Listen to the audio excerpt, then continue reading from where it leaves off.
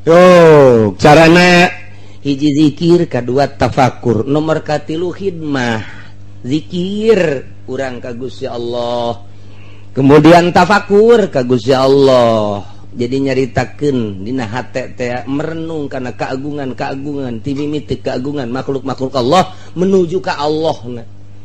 Bersilsilah urang teh jeung hidmat ka guru kumaha cak guru, ulah-ulah keur bener keur salah lagi lakonan bae. Sebab ieu guru teh endek ngaluluhkeun nafsu urang. Teu meunang ditentang guru tarekat mah kajen teuing salah. Tapi lamun urang teu norekat salah ulah. Tapi lamun urang norekat, urangna norekat kamanehanana tah haju salah urang diinstruksikeun kudu terus bae. Kajen teuing salah. Sebab teu dimaksud etana, nu dimaksud ieu nafsuna endek dileungiteun. Geus teh rahasia guru teh mah kos kitu mah teu meunang dituturkeun ku urang, teu meunang dituturkeun nyana bae teh mah rahasia jeung guru. Batu nuturkeun ulah. Urang nuturkeun guru diajak ngariung wani keneh. Urang nuturkeun guru diajak salat wani keneh. Urang nuturkeun guru diajak zikir wani keneh. Urang nuturkeun guru diajak tahajud siap. Urang nuturkeun guru diajak puasa siap jasa. Balikan deui kuari. Urang diajak ku guru dititah dahar bareng jeung nyana saw. Leuwih ti siap tah mah. Leuwih ti siap. Diajak zarah siap jasa. Siap tah mah kos kitu mah. Kuari urang gitu nuturkeun guru dititah kitu sedekah siap keneh demi keunggulan kitu pangkat siap keneh. Nah kuari cak guru teh kieu tuturkeun aing hayo pas waktu salat waktu zuhur teh salat guru asar teh salat bingung murid je kumaha nya ieu nya guru geus teh salat ulah loba omong sia segala mikiran salat segala naon tuturkeun aing. Isi aing nuturkeun bener apa teh? Ulah loba omong sia bener tah henteu aing tuturkeun. Magrib geus teu salat. Asar geus teu urang nu biasa salat titah nuturkeun guru teu salat teu kuat urang. Pipisahan bae can kuat urang jeung guru. Can kuat. Memang kos kitu perjalanan kawalian. Manya cenah aya nu teu salat lain maksud teu salat datang ka mana ieu luluhna. Geus kos kitu bae teh urusan tarekat aneh bae geus. Aju dituturkan ku batur atuh ulah tambah urusan nyana jeung guru. Hese atuh hese nu mantak saha nu bisa. Ja hese nuturkeun guru mah kos kararitu teh. Nu mantak ulah nuturkeun lamun teu dititah. Eta mah kan dititah. Kuari nuturkeun bae. Cek guru ulah nuturkeun aing masih bae henteu kula mandek nuturkeun bae. Ulah. Siapa heula aing. Tah nu tadi mah dititah kudu nurut bae. Kuari mah teu dititah dek nuturkeun bae atuh ulah. Nalika naik ka gunung ulah sia mah nuturkeun bae. Nalika ngojay jak ulah ge bisa ieu nutur cak ulah. Bisa naik ka gunung bisa, ka leuweung bisa, ya, ngojay bisa, pelebah ka seuneu. Ayo sia aing dituturkeun bae mah. Guruna ka seuneu tuturkeun aing. Tuturkeun geus sia. Titah ulah ge terus bae. Lah terus bae ge tuturkeun bulu. Tutung. Tak eta teu meunang tah. Ketika ulah cak guru atuh ulah bae. Ketika nuturkeun kajen teuing salah. Teu dimaksud salahna guru teh endek ngopenan nafsuna. Endek ngopenan lelembutan-lelembutanana supaya urang bisa ngobrol jeung Gusti Allah. Urang mah pan ngobrol teh jeung nafsu, pan aya ahli tarekat mah ngobrol jeung Gusti Allah per detik-detikna. Cek Gusti Allah lempang, cek Gusti Allah salat, takbir. Sing ada teh pikiran ulah ka ditu sia teh keur dibimbing ku aing cek Gusti Allah. Eueuh deui pembimbing nupang sagalana mah aing. Lurak-lirik sia mah keur dibimbing ku aing. Aya nu liwat ulah sok nalebujur nah sekarang ngagitekna di deuleu. Keur salat sih mah nileun ngagitek. Waduh. Cek pikiran orang kos inul bae batal sia. Geus datang ka inul lain usul ilallah usul ila inul. Dibimbing urang teh titah kos kitu tah. Moal bisa teh kos kitu mun teu zikir jeung tafakur jeung hidmat ka guru moal we kajen kumaha ge. Tah eta teh keur carita metode, ari anu dicokot mah ku Gusti Allah. Langsung ditarik ku Gusti Allah. Nah, murad ngaranna henteu ngaji deui. Henteu suluk deui. Ujug-ujug boga kaistimewaan kadeuleu ku urang hajunyanana ge ibadahna pohara jasa dimurad tah mah kos ki Fudel bin Iyad atau dimurad ti leuleutik keneh. Atuh dimurad tah urusan Allah tah mah ku Allah nek dimurad kos nabi atau tileletik dibimbing masum iya gedek di murad ku Gusti. Jadi aya num di murad aya murid melalui suluk ngaji heula sanggeus ngaji dinyayankeun diberes sinar ilahi ku Gusti Allah di hatena. Nah ieu lolobana mah kos kieu nu meunang ngaijazahkeun ka baturna murid nu murad mah teu bisa. Sebab teu boga silsilah meunang ti sahanya. Praktekna ka murid kudu kieu teu bisaeun. Teu bisaeun tah mah ngaranna laduni langsung ti Gusti Allah. Nu bisa ngaijazahkeun mah nu puguh belajarna alif, ba, ta, sa, jim, kakarak. Ulah kitu, kieu ye, ulah kitu, kieu ye. Engke geus berangkat mah masing-masing atuh mangga bae. Mantak aya murid ngelehkeun guru. Dina toriko ge sarua. Aya muridna mah ieu teh ngan sakadar sakitu pangkatna, misalna ngan pangkat walina, wali teh ngan sakadar walina kitu nu jaba. Ai ieu mah pangkatna kok jadi muhtar mah pan wali muhtar mah ngan 3. Saumur hirup dunia ngan 3, pae hiji tambahan. Aya imamani ngan 2. Aya autad ngan 4. Imam Syafi'i diangkat jadi wali autad. Kutub dina autad. Tah eta teh ngelehkeun guruna. Tuan Syabdul Qadir tuh ngelehkeun guruna sarua bae. Tah naik bahkan guruna ge geus caritakeun bahwa murid kula anu bakal jadi kutubul aulia mah kula ge aya di handapeun nyana.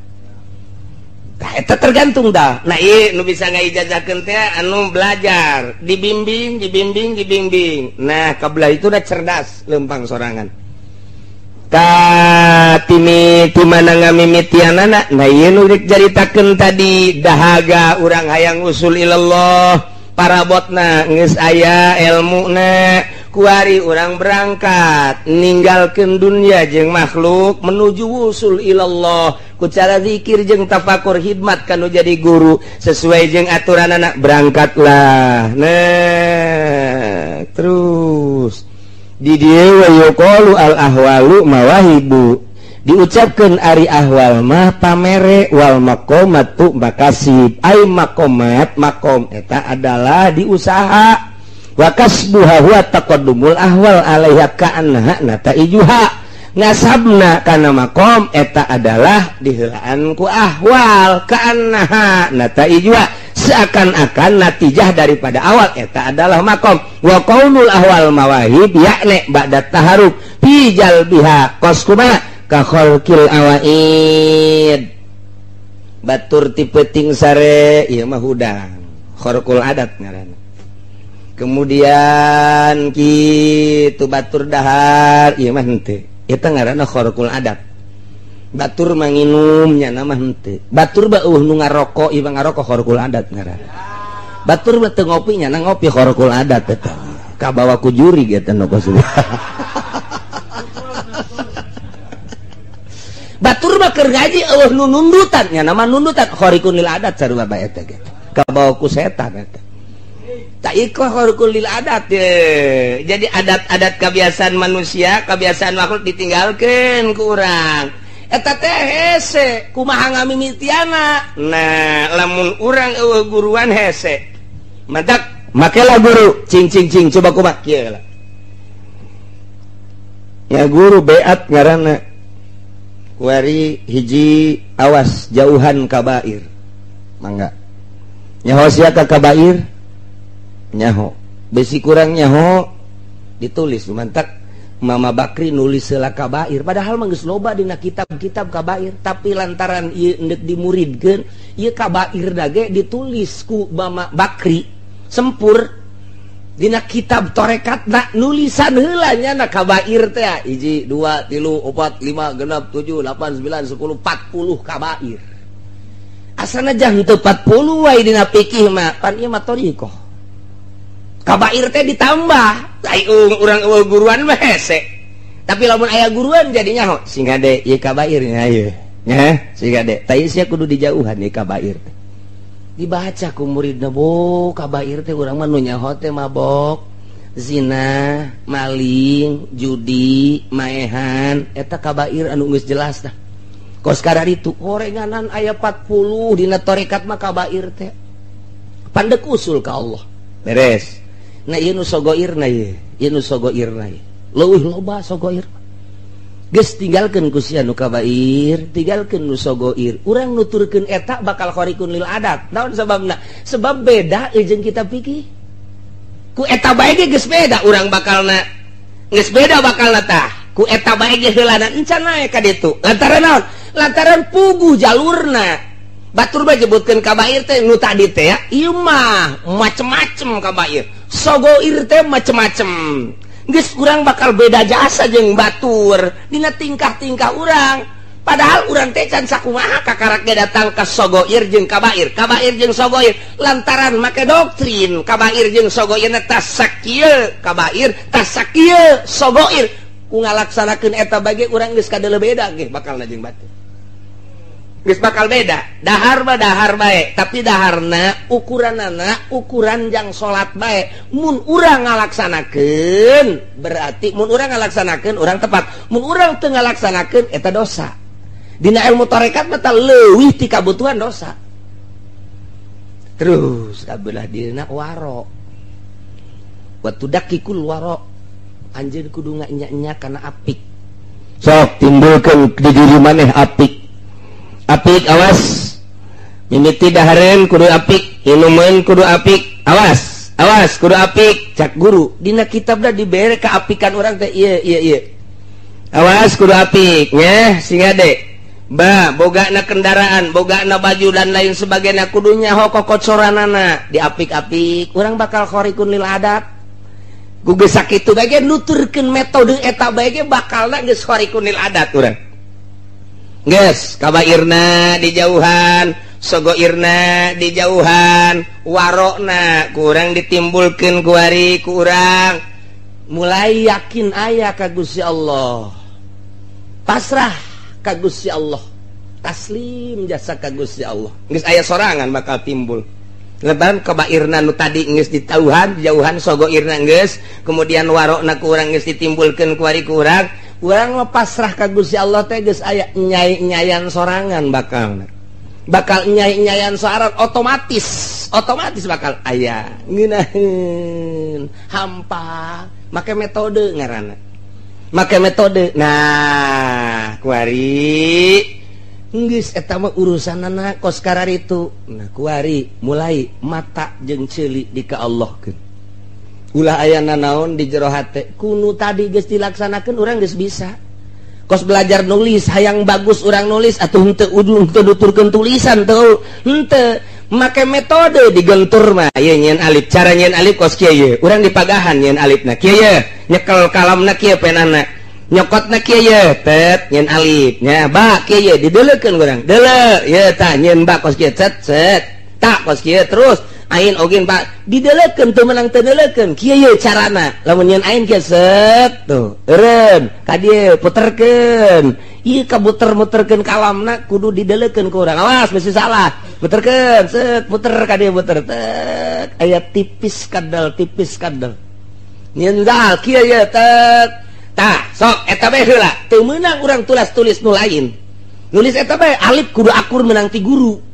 Cara nak kieu cara lamun urang teu daek akur bae bebe jaka guru kok alif kula mah teu akur bae ya bengkok nu teu bagus bengkok mah oh balikan deui kieu ye carana tek set nah nyeun alif sok oh heueuh ba kok teu akur jeung guru bakal diakurkeun bebeja urang ka guru lamun can akur mun geus akur sok urang laksanakeun kurang nyeun alif teu meunang wakan nulis nu sejen-sejen eta bae heulanan geus rada akur-akur bebeja ka guru coba hasilna alif ba ta na kabeh geus akur ye rada akur naik dibere ngan sakadar saeutik bismillah we bismillah engke bakalna mencakup kana kabeh bisa bismillah akur jeung bismillah guru bakal akur ikeur carita nulis eta bae heulanan akurkeun cara narikna ti mimiti alif bakna terus datang ka bere geus bae urang setor ka guru sok gurang nulis naon bae ge bakal na katurutan ku maneh nulis sok dek nulis naon kata kakarak hiji engke kana kripi kana dewani dan lain sebagainya dibere ke ku guru akur urang jadi make metode cara henteu kudu nurutan hiji-hiji cara di sakola teu kudu mun make guru mah alif bakna bae engke jang kripi ieu dewani ieu terus kabeh hot teh ku guru dibere rumus tak jadi bisa sorangan kayak kadituna nah ieu ibadah ge sarua ku guru dibere rumus bae ieu kabairna ieu tinggalkeun sogoirna ieu kieu cara warokna ieu kos kieu warokna tah engke maneh hudang ti peuting mandi hudang ti peuting kabeh mandi wudu carana kumaha deuk mandi teh ya urang perasaan mayit dibere kunyana bukuna tah kumaha Bakri bahwa urang teh mayit kemudian urang dipandian terus dibersihan urang teh mayit perasaan teh mayit bae geus kudu boga perasaan bahwa urang teh keur dipandian mayit beres mayit wudu beres urang boga perasaan mayit bae terus beres terus urang teh make baju urang teh keur dibungkus mantak nu bagus mah nu putih abeh jadi mayit beneran ya. Terus perasaan mayit alah geus teu daya teu upaya ai mayit kumaha ai mayit mah didieukeun diuk dikedengkeun kedeng ngedeng digigirkeun gigir dinangkarakeun nangkarak nah ieu mayit ngaranna urang teh ti mimiti mandi wudu kudu boga perasaan mayit nah geus beres urang nangtung ieu teh mayit geus atuh aya anu ngarobah-robah sa Allah urang teh keur dirubah-robah ku Allah sok ku Allah dirobahkeun anak Allahu Akbar satungtung urang boga perasaan urang encan jadi kudu leungit perasaan urang teh kudu perasaan teh ku Allah ditakbirkeun ku Allah disidakepkeun ku Allah dirukukeun ku Allah disujudkeun ku Allah atuh hese nu mantak hese ge jadi wali micin perasaan diri bahwa diri eueuh nu aya Allah jadi ku Allah bae geus tah sebab naon atuh cak saato ilah geus sawabikul himam la takhriku aswarul aqdar geus dibere beja ku Syekh atau ilah di awalna dina hikam sawabikul himam himah urang tujuan urang kahayang urang maksud urang anu menggebu lil teu beda jeung kuda sander sok gerak la takhriku aswarul aqdar moal bisa ngebedah kana tabir-tabir kodrat iradat Allah papasen Allah sok urang kahayang kawin jeung si eta cak kudrat Allah ditakdirkan moal jadi pamajikan orang pasti moal baik sejuta kali kahayang kawin jeung eta eueuh qadar Allah ti dituna tetep bae mun itu teu paeh urang nu paeh atawa direbut batur kana teu jadi bae geus terjadi sadiakeun modal dek dagang urang ka ditu himah urang hayang dagang sangeus dagang hayang kitu untung tapi dina qadarna bakal rugi bejejes 1 juta kali modal ratusan puluhan miliaran juta eueuh qadar bakal untung mah rugi bae di sawabikul himam la takhriku moal bisa tah eta teh dibuktikeun ku perasaan nu mantak ngaji hikam mah kudu dibalikeun macana cak guru teu kaharti guru bebeja maca hikam mah mun can dibalikeun can bisa lamun masih keneh kos kieu keneh bae lah tah mah bebah lalagaan maca hikam mah kudu dibalikeun sugan teh mah dibalikeun macana dibalikeun perasaan lamun urang can tibalik perasaan lain wali ragap we diri urang mah kieu ai Allah aya naon dalilna aya dadamelanana syariat keneh kudu kumaha tuh aya aing ieu aing aya ieu ku ari ieu tina eueuh kana aya tah eta teh dalil ayana Allah ulah Allah aya dalilna aya aing atuh leutik amat ayana Allah didalilan ku urang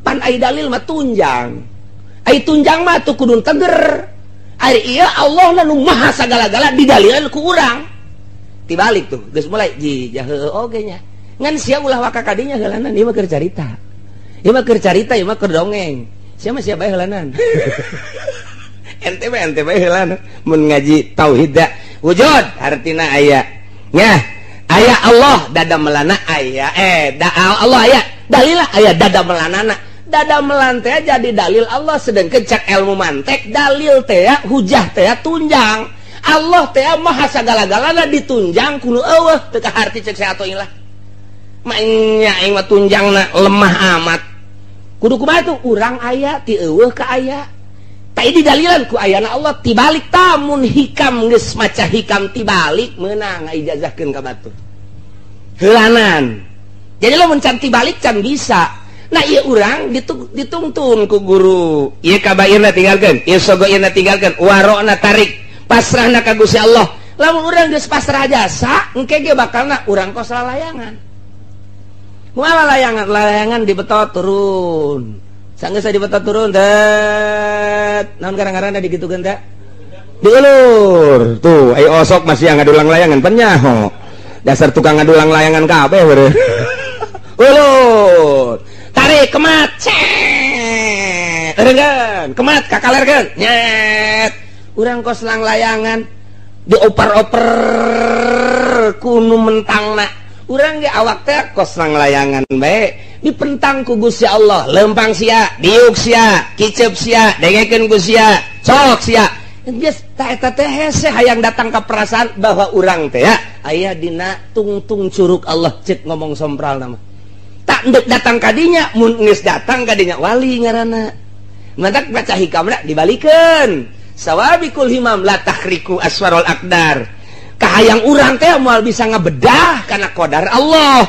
Atuh ai kos kitu mah urang tuturkeun atuh qadar Allah. Jak kahayang tinggal kahayang ai cak qadar mah henteu bae.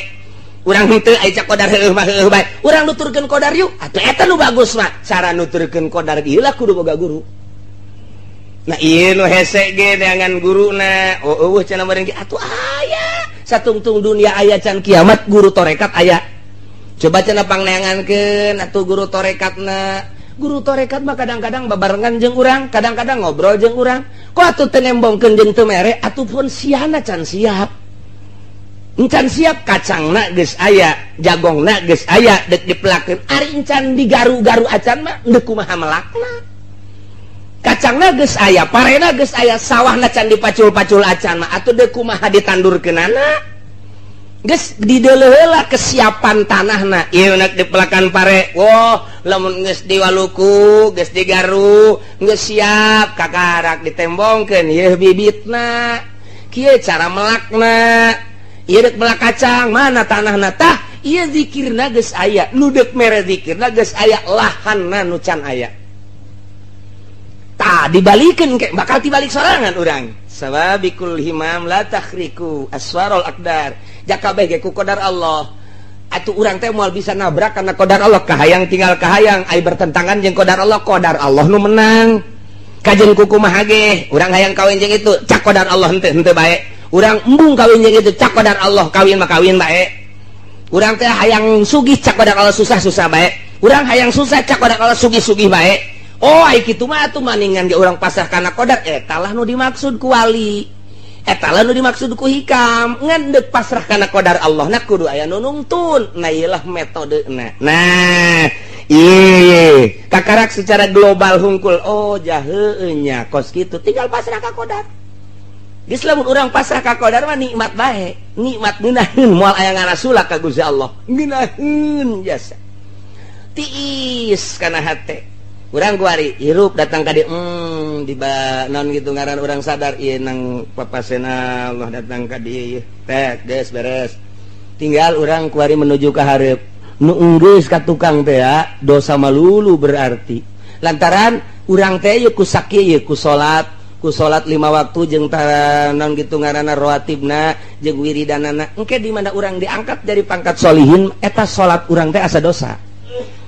Eta urang salat urang eta asa dosa, diangkat jadi wali di pangkat solihin teh urang asa dosa. Urang teh nobatan kerja di solihin ge ieu teh teu kaburu bae. Henteu kaburu teh lain teu kaburu teh anggeus-anggeus ditobatan bae urang. Teh eta kos kitu jadi lain nobatan itu lain nobatan kabair sawe nobatan urang di pangkat solihin ge. Ieu teh teu anggeus-anggeus istighfar deui istighfar deui istighfar deui tah.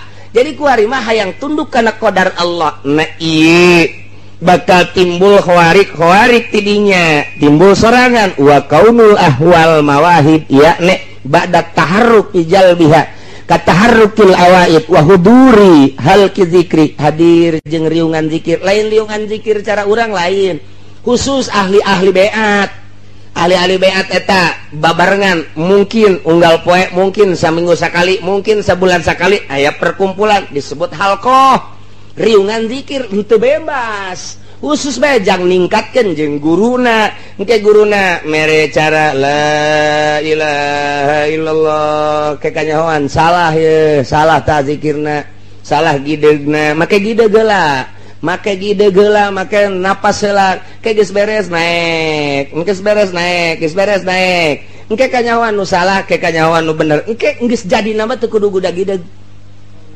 geus jadi nama jak geus perasaan urang teh aya di lautan ilmu Allah urang aya perasaan aya di lautan basar Allah urang teh aya di lautan sama Allah hasil tapak urang teh geus tikelekep dina ilmu Allah geus bae urang keur kuku bage babarengan jeung Allah bae di masjid asa jeung Allah di majlis asa jeung Allah di mushola asa jeung Allah atuh di kota asa jeung Allah di leuweung asa jeung Allah nu matak nya mah teu kahalangan ku rame teu kahalangan ku nanaon sanajan di nu rame Allah bae hate teh nu rame-rame teu kadeuleu ku nyana sanajan kadeuleu eta teh dianggap ku nyana hiji we Allah bae teu kakarak secara global bang neueuh hulanan tah nek jadi wali teh kahorkil awaid wa huduri hal kizikri wasima jeung ngadenge mata parugil batin ke anjuran-anjuran guru bari batin urang kosong nanaon hanya ngadengekeun we ti guru sehingga urang bisa meraktekeun naon hasil ti guru kosongkeun minal alaik tina alaqo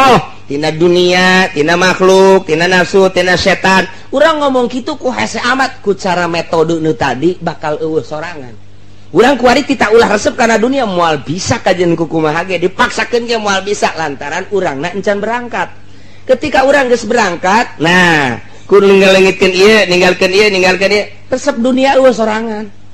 Sorangan komo lamun urang geus dibere ku Gusti Allah kalazatan zauk ngeunah horenganan zikir teh ngeunah horenganan salat teh geus pohoan bae kana dunia dibere ngeunahin salat teh Allahu akbar hese nyaritakeunana ngeunah eta lantaran naon ka sisi ka gigir ka luhur ka hareup Allah sedengkeun urang teh nang nyieun Allah urang bebarengan jeung nu nyieun engke bakal balik ku Allah bakal ditanya ku Gusti Allah urangna kuari geus deukeut jeung Allah nikmat amat naon hartina jahe nanaonan naon hartina gadis Lampung nanaonan nu aya mah ribut malulu nanaonan naon hartina baby band naon hartina pabrik dibandingkeun pancak Gusti Allah sia jeung boga sia panu aing sia jeung nu milik ku sia panu aing ai siana kuari jeung geus deukeut jeung aing teu nganggap urang kana naon nu aya nah iyalah sakadar metode cara heula geus urang ulah sosolonongan kuari mah urang keur syariat nyareat bae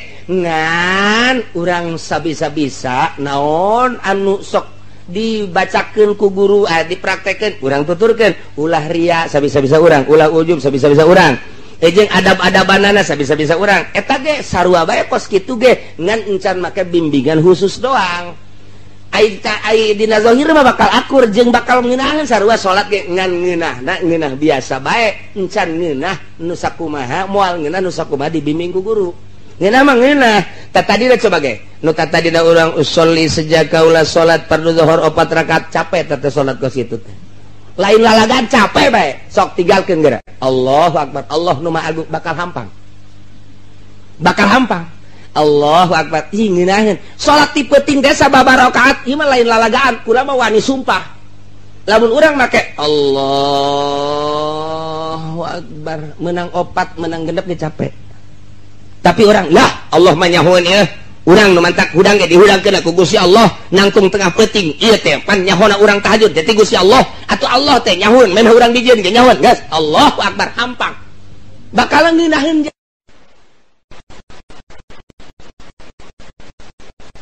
tepati dijerokeun teh nya beusi urang pindah ulah urang mah kom salat bae maka ke lamun geus beat mulai teh kitu sorangan oh jah heueuh gerak urang ternyata digerakkeun ku Gusti Allah horenganan ye atuh hirupna ge nang pamere Allah geus datang ka ajal mah dicabut ku Allah atuh kunaon atuh urang meta sorangan nu mantak ulah meta sorangan arif nafsaka minat tadbir senangkeun diri maneh tina uras-urus dunia pamakoma bihi gairuka anka la takum bihi lidafsik di mana-mana urusan dunia aya nu ngurus Allah ulah sok milu-milu ngurus siapa ibadah ka Gusti Allah dunia aya nu ngurus urang mah lain ai ibadah nu dititah ku Allah henteu ari dunia nu diurus ku Allah ku urang diurus ai sia ikut campur urusan aing cek Allah bloon amat balikeun ku urang eta mah makom syariat lamun dimakomkeun makom hakikat teu meunang urang urusan dunia turun pangkat urang aya sir bae hayang kana dunia turun pangkat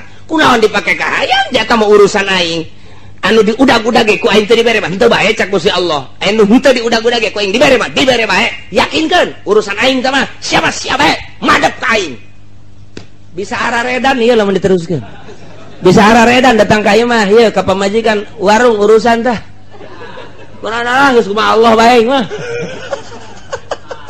itu badak diselang-selang nggak iya bahaya ngaji hikam mah bahaya ngaji iya bahaya badak diselang-selang iya mah asalnya ho bae heula engke lamun praktek mah kitu sorangan urang geus isuk-isuk sorangan urang lamun diuk bae neuli jelema hilir mudik ya Allah ya Rabbi salamet tamoal teh si jelema ngudag-ngudag nu ka pabrik nu ka pasar pan geus diurus ku Allah kok make diudag-udag asana cilaka komo lamun teu make aturan syariat aya maling teh aya korupsi teh duh cilaka jasa eta teh napakuran eta bae ge waduh teu wae bari diuk ibadah nu panggede-gedean tapakur saatin afdalu woh bing sabaraha tah tanyakeun Habib Rojak ge nu mah teh Habib Rojak mah tilok salatnya nama tapakur bae bari ngaroko nya nama siet beak rokok meuli deui nya nama ajeuna mah salat henteu tapakur henteu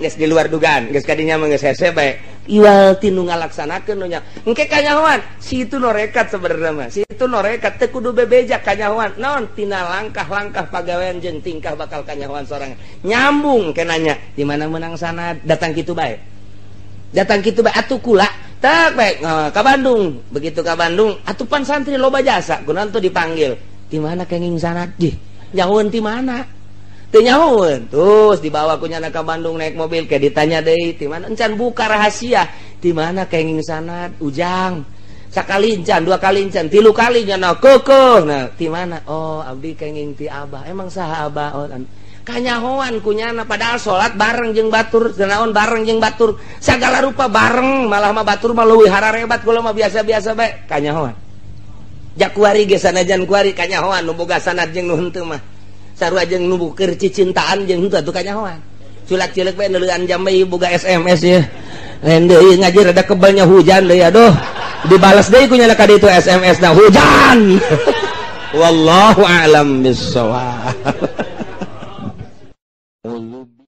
tepati dijerokeun teh nya beusi urang pindah ulah urang mah kom salat bae maka seke lamun geus beat mulai teh kitu sorangan oh jah heueuh gerak urang ternyata digerakkeun ku Gusti Allah horenganan je atuh hirupna ge nang pamere Allah geus datang ka ajal mah dicabut ku Allah atuh kunaon atuh urang meta sorangan nu mantak ulah meta sorangan arif nafsaka minat tadbir senangkeun diri maneh tina uras-urus dunia pamakoma bihi gairuka anka la takum bihi lidafsik di mana-mana urusan dunia aya nu ngurus Allah ulah sok milu-milu ngurus siapa ibadah ka Gusti Allah dunia aya nu ngurus urang mah lain ari ibadah nu dititah ku Allah henteu ari dunia nu diurus ku Allah ku urang diurus ai sia ikut campur urusan aing cek Allah bloon amat balikeun ku urang eta mah makom syariat lamun dimakomkeun makom hakikat teu meunang urang urusan dunia turun pangkat urang aya sir bae hayang kana dunia turun pangkat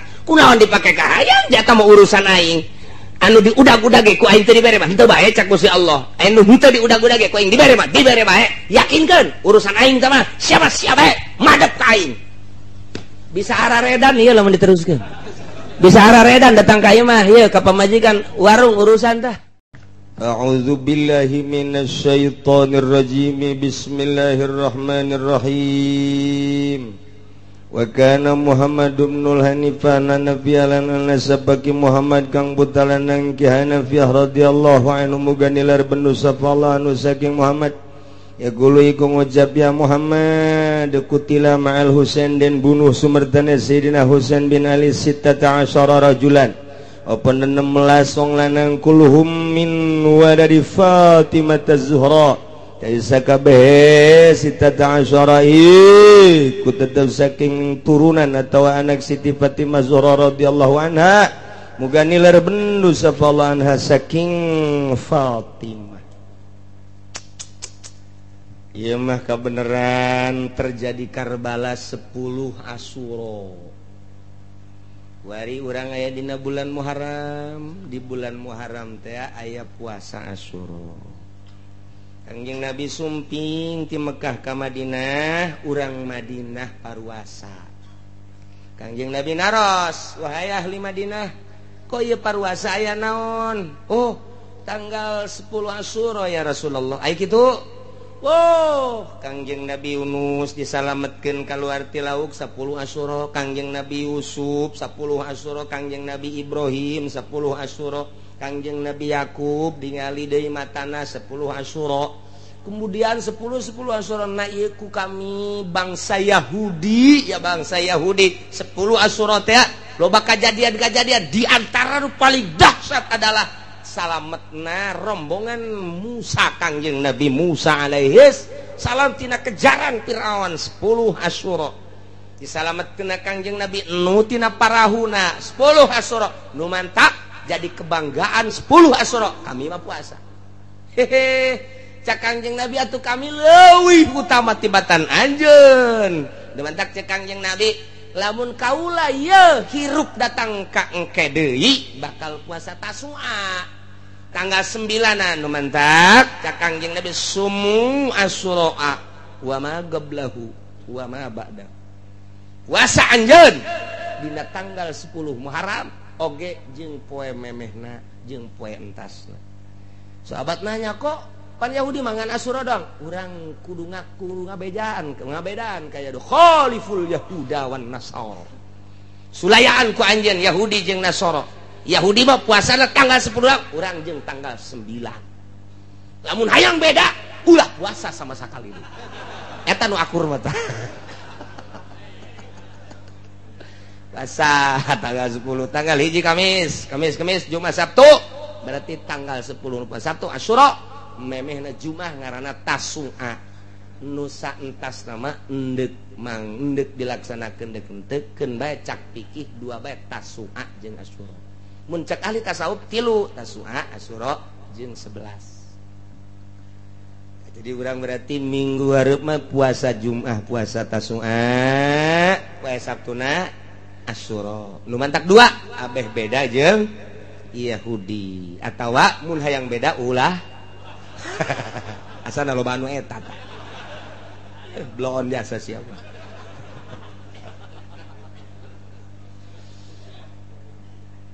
Moal kaburu mun didongengkeun Sidina Husein. Sidina Husein berangkat ti Madinah ka Mekah tanggal 2 Haji. Begitu datang ke Mekah dek hajian geus umroh, tiba-tiba mimpi Sidina Husein kudu berangkat ke Kufah. Ya tanggal 7-8 nu ukuran aturan wukuf nya nama berangkat melalui Tanaim. Di Tanaim geus dijegal ku rombongan kitu Yazid. Nah iyalah tidinya langsung diskusi diplomasi luar biasa Sidina Husein. Lolos tidinya berangkat terus naik onta. Kemudian jarombongan nelobaan. Kemudian kayak bakal diceritakan aslinya ima asalnya hobae Karbala. Helanan ke ceritakeun ti mimiti lahirna insyaallah kukula keur dirangkum ku ari nyokotan ti hadis ke didongengkeun supaya nu kolot ge nyaho. Moal kebal deui mah ieu. Asa ulah pahisukan bae. Ieu mah tengahna we helanan. Berangkat terus sampailah ke Kufah. Panta tadina ge Sidina Hasan jeung Sidina Husein lahir mah di Madinah, dibawa ku Sidina Ali ka Kufah. Nu kamari milu jeung kula ka Kufah ningali imah Sayyidina Ali lah leutik. Kemudian aya kamar leutik didinya dicaritakeun bahwa ieu teh kamar Hasan jeung Husein, ieu kamar Sayyidina Ali, ieu dapurna, ieu paranti narima tamuna. Seorang raja gubernur saat eta, Masya Allah, jang narima tamuna hanya 2 meter kali 3 meter, 2 ka 3 leutik. Komo kamar Sidina Hasan jeung Sidina Husein mah leutik jasa duaan didinya. Tak tidinya setelah Sayyidina Ali terbunuh kan Sayyidina Hasan jeung Husein ka Madinah. Di Madinah didinya lah Sayyidina Hasan teh kapan kita mimpin ke bakal jelas sama imah singkatna bae. terus Sayyidina Husain kita beat ke mana ya ke Muawiyah. Emang kunaon kitu ta Muawiyah ketika Kangjeng Nabi pupus anu terpilih Sayyidina Abu Bakar nyana panas padahal nyana sahabat tuh paling menonjol di medan-medan laga sebagai panglima adalah Muawiyah. Kunaon anu dipilih Sayyidina Abu Bakar mulai dengki ti harita. Tapi ieu sahabat teu meunang di luar ngaji ye. Ieu mah keur carita bae. Pada urangna bae ke teu meunang ngadongengkeun nya. Mun ngadongengkeun pada urangna bae kitu deui. Kitu bae lanan. Sebab ieu sahabat jeung sahabat teu mantak sieun ge ngadongengkeun ieu mah sieun. Kan Muawiyah teh sahabat panglima Kangjeng Nabi. Tapi didinya masih keneh Sayyidina Muawiyah teh kitu nahan kasabaran ketika Sayyidina Abu Bakar Siddiq selesai tina jabatan khalifahna sugan kapake deui Sayyidina Muawiyah kunaon Sayyidina Umar nu ditaekeun. Mulailah Sayyidina Muawiyah di dieu ngabangun kekuatan armada. Nyana nyieun kitu armada kekuatan. Jadi berarti oposisi. Itulah Sayyidina Muawiyah.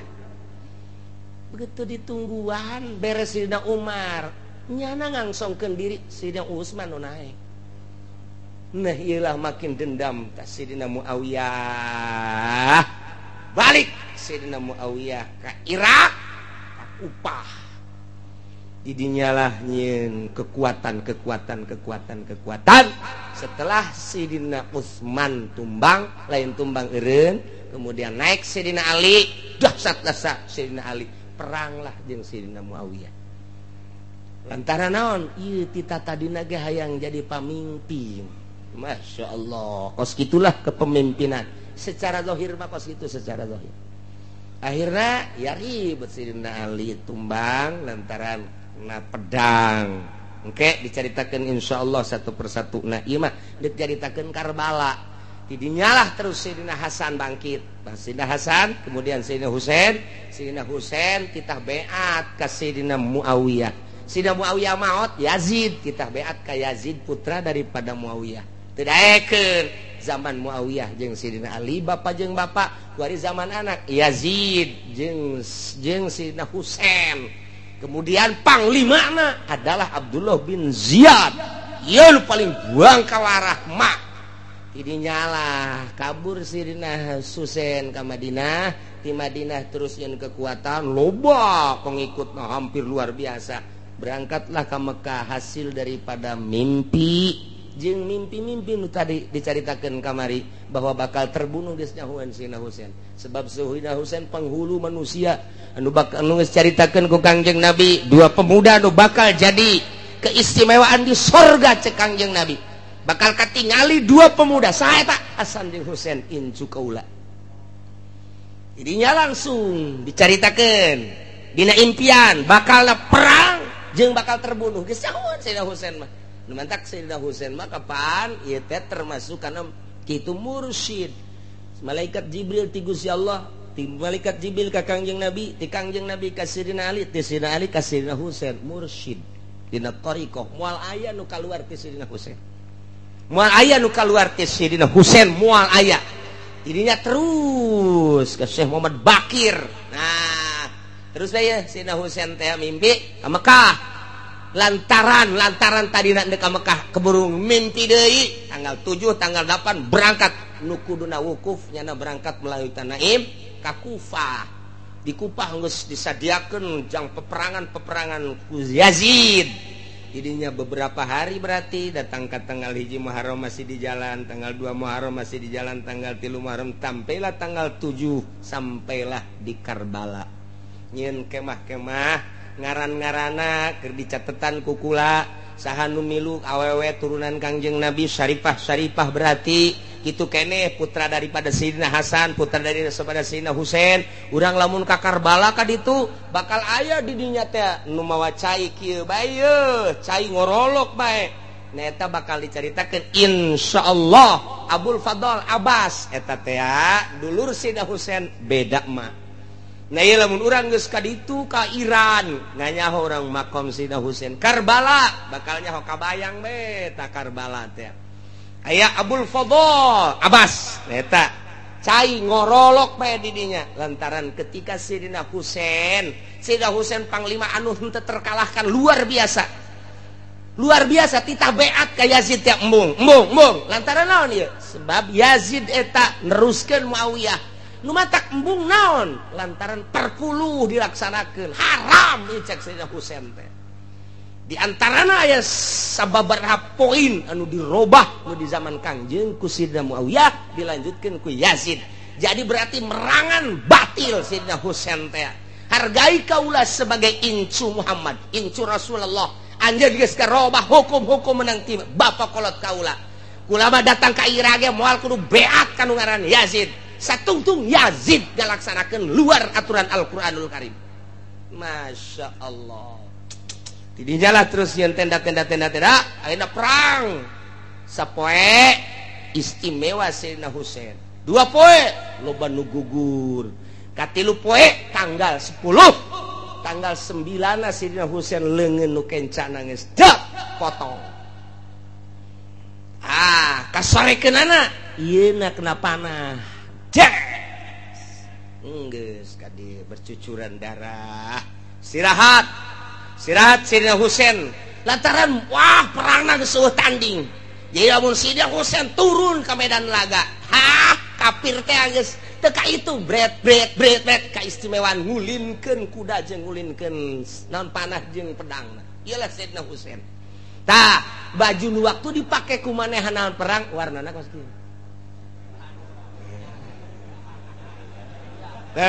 nu di luar teh nyaho nah mantak di Iran aya 3 rupa engke bakalna dikupah hiji warna hideung 2 warna merah 3 semu beureum kaopat warna model kieu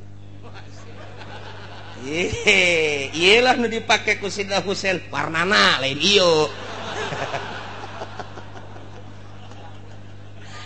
itu sembarangan nih make ieu teh sembarangan tuh gitulah supaya nyaho itu Sayyidina Husain tanggal 10 geus tanggal 9 hari tanggal berguguran geus nyahoan begitu ku Siti Zainab diulahkeun ge perang terus nyarekan Sayyidina Husain ulah geus nyaho bakal maot dahaga Sayyidina Husain teh mentak Abul Fadl nyokot ka Bengawan Efrat tidinya teh dihadang saneus dihadang nyana teh dipenggaskeun leungeunna nu hiji kencapan nyokot cai di Sungai Efrat begitu cai nyokot di dieu dicekel ku nu ieu ditumbangkeun ku musuh ku tentara Yazid dak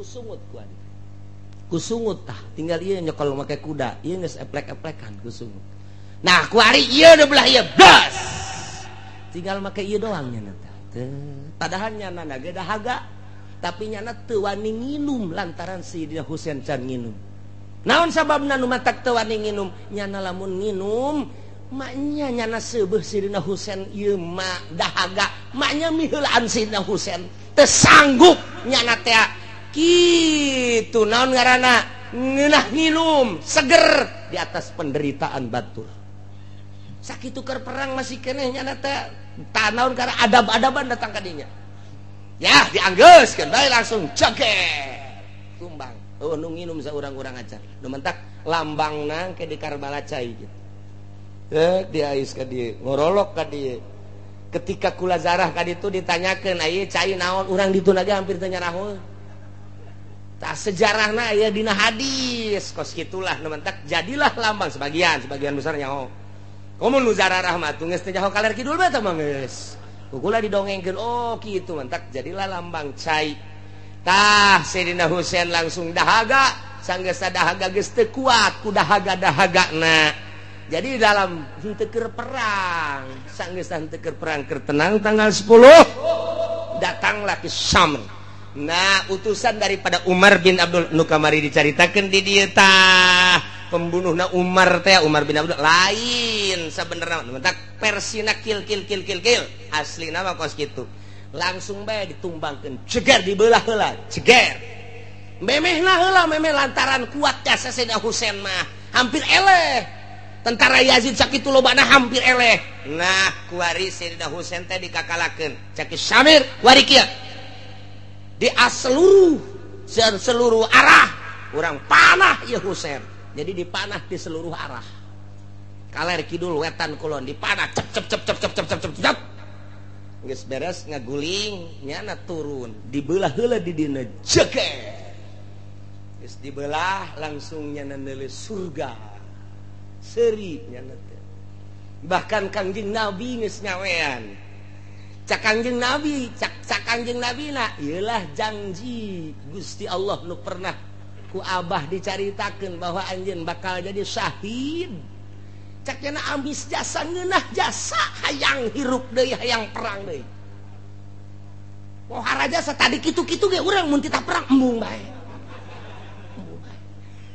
Masyaallah. Kitulah Sayyidina Husain. Ieu mah takmur siduna. Nah, wa mudabbiruna wa murabbiruna. Nah, iyalah Sayyidina Husain.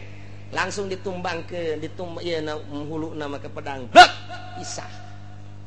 Sanggeusna pisah, careuri kabeh. Ke nu ngaran Zainab, nu ngaran Fatimah Incu ieu mah Zainab Incu, Zainab Fatimah Incu. Dari putra Sayyidina Hasan jeung Sayyidina Husain kabeh araya ngaran-ngaranan ke tah ieu mah huluna di dinya begitu dihareupan ku Siti Zainab cerik. Kemudian Siti Zainab terasa aya Kangjeng Nabi geus teu daya teu upaya sebab ieu teh kadeuleu secara zahirna mah dahsyat tapi secara batin mah geus aya di salalorga kabehan. Senyum Siti Zainab Siti Fatimah kabeh dicokot huluna dibawa ke Umar bin Abdullah. Nah didinya dibawa sanggeus dibawa cek Umar bikeun ka Yazid dibikeun ka Yazid sanggeus bikeun ka Yazid suserian Yazid bungah dengan kata kaburanana akhirna dibalangkeun titah disepakan. Tidinya lah mulai aya main bola haram main bola tasabuh jeung eta. Nu neuleuh main bola sarwa neraka jahanam. Penghinaan terhadap cucu Kangjeng Nabi nu ngaran Sayyidina Husain radhiyallahu anhu bangsa tarolol karek gitu.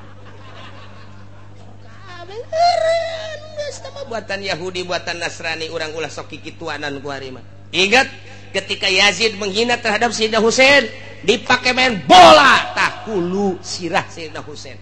Akhirnya dibawa ke Mesir, di Mesir gitu kene. Jadi berarti di Kufah dibawa ke Baghdad, di Baghdad dibawa ke Mesir, penghinaan terhadap cucu Kangjeng Nabi. Luar biasa Sayyidina Husain geus uncang-uncang di surga. Dikuburlah sirah Sayyidina Husain di Mesir menurut sakaol. Tapi ari awak nama di Karbala tah nu kamari kula kaditu ziarah ka makom Sayyidina Husain sebab nyana sebagai mursyid. Tah kitulah Karbala tanggal 10 jutaan manusia bakal datang ke Karbala.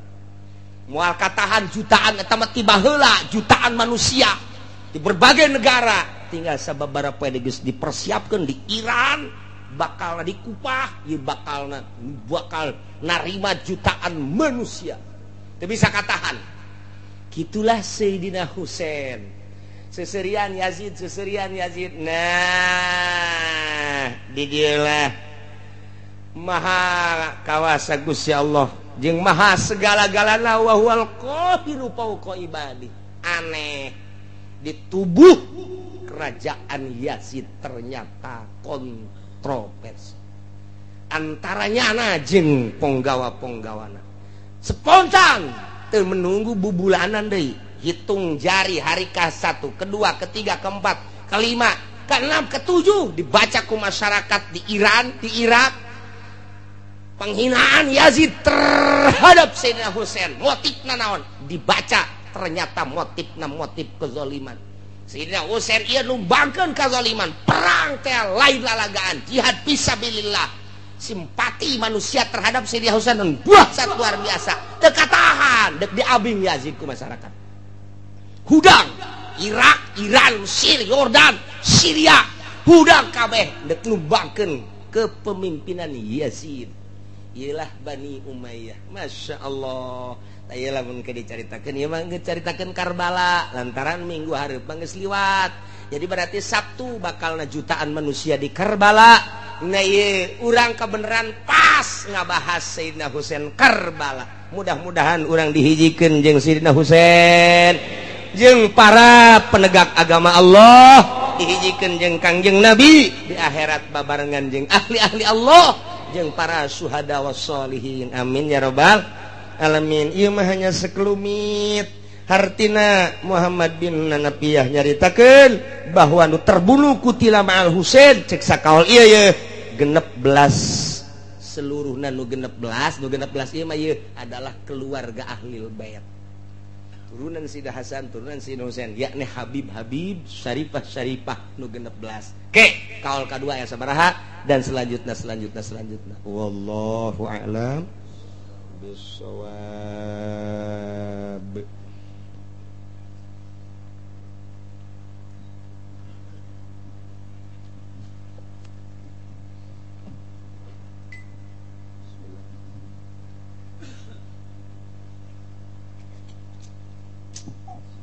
Allahumma salli wa sallim ala sayyidina Muhammadin fil awalin wal akhirin wa barik wa sallim wa radiyallahu ta'ala an sadatina ashabi sayyidina Rasulillahi ajma'in.